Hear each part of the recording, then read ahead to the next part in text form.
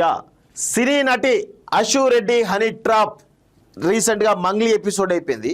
So ఇప్పుడు కొత్తగా ఈ బిగ్ బాస్ ఫేమ్ అయినటువంటి అశు రెడ్డి హనీ ట్రాప్ అట దాదాపు 9 కోట్లు పెళ్లి చేసుకుంటా అని చెప్పేసి 9 కోట్లు మోసం చేసిందట. సో దానిపైన పెద్ద కేసు అయింది. పెళ్లి పేరుతో ఓ సాఫ్ట్వేర్ ఉద్యోగి నుంచి దశల వారీగా 9.35 కోట్లు సహా సిసిఎస్ పోలీసులకు బాధితుడి తండ్రి ఫిర్యాదు, నాపై వస్తున్నామని తప్పుడు వార్తలే అంటూ అశు రెడ్డి చెప్తా ఉంది. సో సడన్గా వచ్చేసి బెంజ్ కార్లు రకరకాల వ్యవహారాలు చేస్తూ ఉంటే ఎవరికి అనుమానాలు రావు. ఇది 100% అశు రెడ్డి హనీ ట్రాప్గానే చూడాలి. మరి ఇది ఎంతవరకు పోతుందో ఇదంతా ఏంటంటే ఎంక్వైరీ చేస్తే చాలా విషయాలు తెలుస్తాయి. ఇక్కడ ఏమంటారు, పెళ్లి పేరుతో ఓ సాఫ్ట్వేర్ ఉద్యోగి నుంచి దశల వారీగా 9,35,00,000 వసూలు చేసిందట. ఇన్ని లక్షలు వసూలు చేసిన తర్వాత ఇక ఆమె ఏం చేయాలి? ఇక బెంజ్ కార్లు, లగ్జరీస్ లైఫ్ అలవాటు పడడము ఇవన్నీ జరుగుతూ ఉంటాయి. ఎందుకు ఎక్కడి నుంచి డబ్బులు వస్తున్నాయి? ఇప్పుడు సెలబ్రిటీలు ఎవరైతే ఈ అశు రెడ్డి లాంటి స్థాయి ఉన్నటువంటి వాళ్ళు ఎవరైతే ఉన్నారో ఈ మధ్యకాలంలో బెంజ్ కార్లు, ఆడి కార్లు, వోల్వో కార్లు వేసుకొని తిరుగుతూ ఉన్నారు, లగ్జరీ అపార్ట్మెంట్లో ఉంటున్నారు. వీళ్ళకు అంత కోట్ల రూపాయలు డబ్బులు ఎట్లా వస్తున్నాయి? ఒకవేళ బిగ్ బాస్ షోనే వెళ్ళిన అనుకుందాం, మొత్తం ఒక 100 రోజులు ఉన్నా కానీ వాళ్ళకు ప్రైజ్ మనీ వచ్చేసి 25 లక్షల కంటే ఎక్కువ రాదు, 50 లక్షలు వచ్చి అనుకుందాం. ఒకటి. రెండోది, వీళ్ళు ఒక షో, ఒక సినిమా, ఒక సీరియల్ సంబంధించిన ఒక షోకి వెళ్తే రోజుకు 10,000, 20,000 కంటే ఎక్కువ ఇయ్యరు.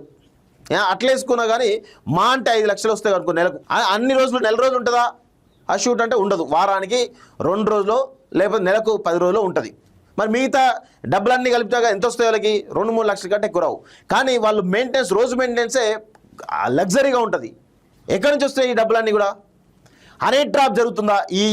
ఈ స్థాయి ఉన్నటువంటి ఎవరైతే ఈ హీరోయిన్లు అనుకుంటారా, లేకపోతే సెలబ్రిటీ అనుకుంటారా, లేకపోతే ఇన్ఫ్లుయెన్స్ అనుకుంటారా, వీళ్ళకు అంత పెద్ద ఎత్తున లగ్జరీ లైఫ్ అనిపించడానికి డబ్బులు ఎక్కడి నుంచి వస్తున్నాయి?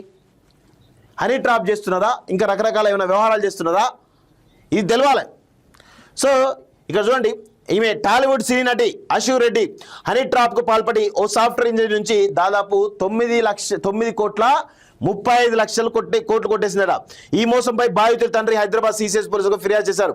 పోలీసుల తెలిపిన వివరాల ప్రకారం షేక్పేట్ ప్రాంతంలో నివాసం ఉన్నటువంటి సాఫ్ట్వేర్ ఇంజనీర్ వైవి ధర్మేంద్ర 2018లో లండన్ నుంచి నగరానికి తిరిగి వచ్చారు. ఈ సందర్భంగా తన కామన్ ఫ్రెండ్స్ ద్వారా అశు రెడ్డి పరిచయం అయింది. ఈ పరిచయంలో అశు రెడ్డి తాను అమెరికాలో మాస్టర్ చేశానని, ప్రస్తుతం సినీ నటి కావాలని ప్రయత్నిస్తున్నానని ధర్మేంద్రకు చెప్పింది. 2 నెలల తర్వాత అశు రెడ్డి తాను ధర్మేంద్రను ప్రేమిస్తున్నట్లు చెప్పింది. అయితే ధర్మేంద్ర తనకు వివాహం జరిగిందని, తనకు అయితే డైవర్స్ కేసు నడుస్తుందని తెలిపారు. అయితే అయినా నీ గతం నాకు అవసరం లేదు, నేను నిన్ను ప్రేమిస్తున్నానని చెప్పింది.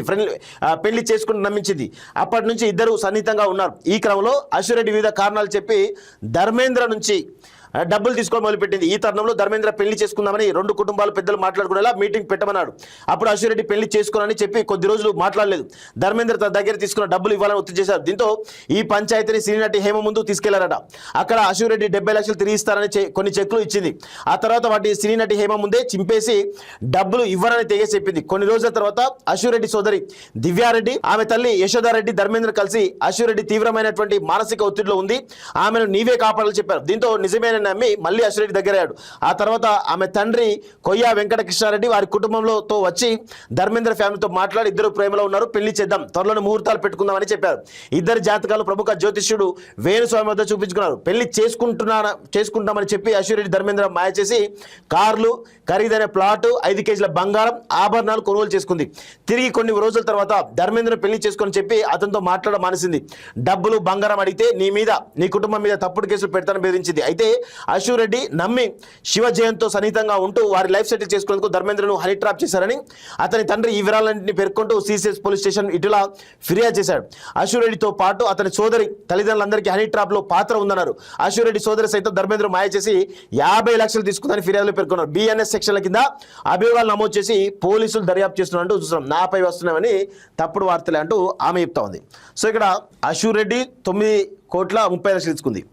ఆమె చెల్లె దివ్యారెడ్డి ఎవరో, ఆమె దాదాపు 50 లక్షలు తీసుకుందట.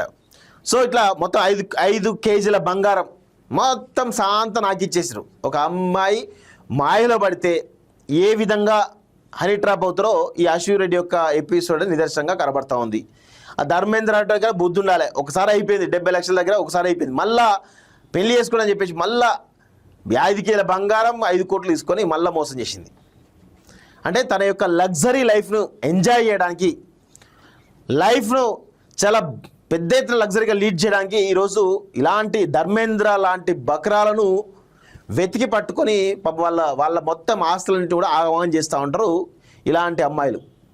సో దయచేసి హనీ ట్రాప్లో పడకండి. హనీ ట్రాప్లో పడ్డా మీ డబ్బులు పోగొట్టుకుంటే ఇక మీ జీవితాలు రోడ్ల పాలైతే ఇక ఇది పరిస్థితి కనబడుతూ ఉంది. సో 100% ఇదే పరిస్థితి కనబడుతూ ఉంది.